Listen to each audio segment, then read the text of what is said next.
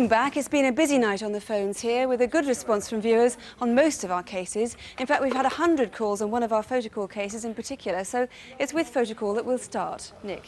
What's been the response, David? Well, a mixed response, Nick. Some poor, some very good. First of all, we were looking for that Beaconsfield duo who'd tried to obtain some travellers' checks. Well, we've had 17 calls on then, giving us a possible address in the High Wycombe area. Right, that was both between Beaconsfield and Hertfordshire that was linked. Yes. What about Richard Dennick? He was the murderer who's escaped from Lewes Jail. Well, we've had a dozen calls on him, sightings in Devon, and a couple of other leads through newspapers that might tie in with giving us a fix on where he is now. OK, the two armed robbers then in Kingston and Surrey? Yes, we've had 9 calls here and a similar number to New Scotland Yard, to the flying squad. We've had the same pair of names from 2 different callers, which is hopefully too much of a coincidence to be untrue. Golf 010 Whiskey was the registration number of a helicopter you've been trying to find. Yes, that bug-eyed helicopter. Well, we've had 100 calls here to the studio and over 50 to Aberdeen as well. Numerous sightings of where that helicopter has been, including a couple possibly in Miami where it was an exhibition.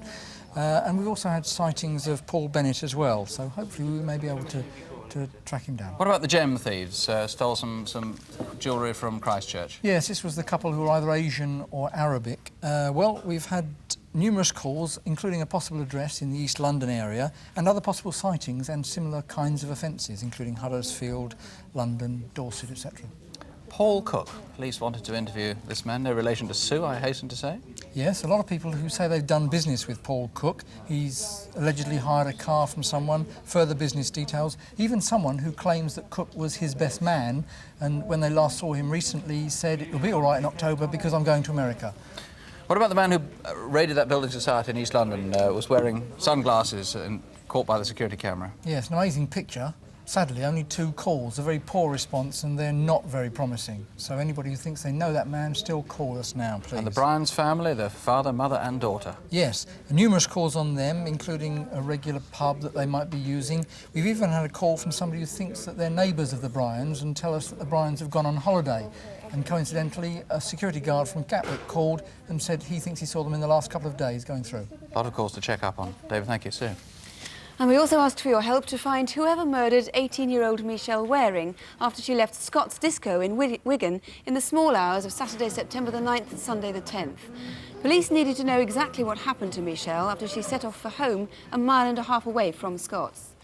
Mr. Smith, what sort of response have you had? Well, quite a good response, about 60 telephone calls at the present time. Quite sympathetic, but no strong leads yet? No strong leads, quite a cross-section and a variety of different types of information.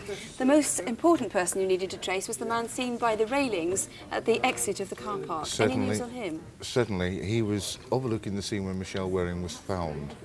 We have no definite lead on him yet, and I again appeal to him to come forward, contact us, or if anyone knows his identity, to get in touch straight away. He was at that time at that place.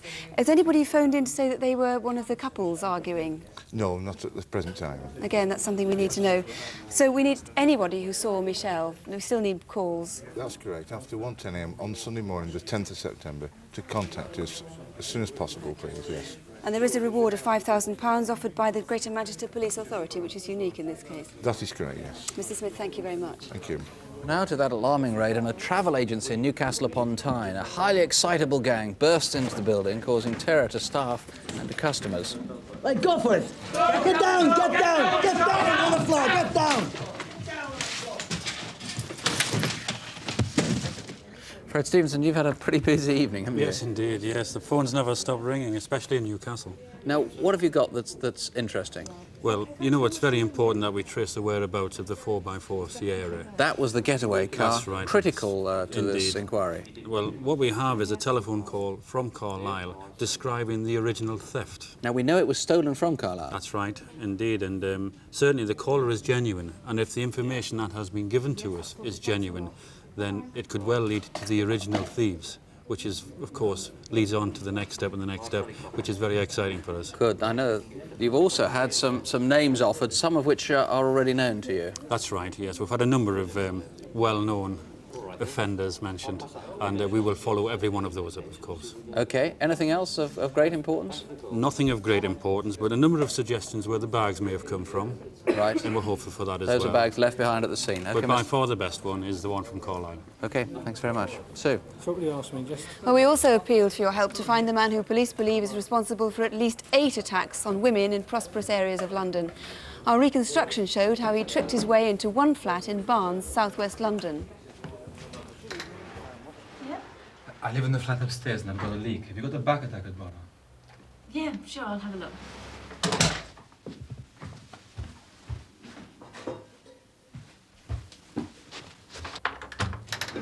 Is this size okay? Hey, what are you... Well, first of all, Mr. Shorter, any sightings of this man? There's been numerous sightings, especially in the areas that have been mentioned in the programme, Gloucester Road, Edgware Road and places like that. So you've had a lot of calls. Over 100.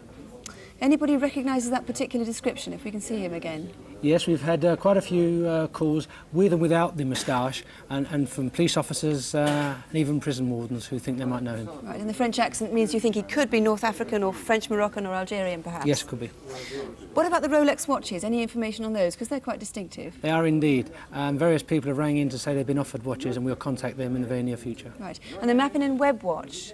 Somebody needed to know what the serial number was, so Yes, you can see that and that's again. going to be displayed, I understand. OK, it's 192148884.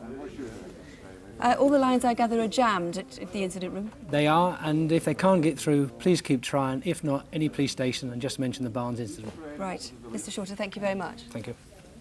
Well, now to incident desk. Actually, there's been quite disappointing number of calls coming in on many of these appeals. David, what's been happening? Well, first of all, can we just go back to photo call, Nick, and Paul Bennett? We've had quite a few sightings of him. We didn't show him earlier, but if somebody's watching and knows where he is now, still call us, because we'd Several like to people locate think him. they know where he is. Need to be checked up, of course. Yes, sorry. On incident desk, the Elizabeth McCormick murder.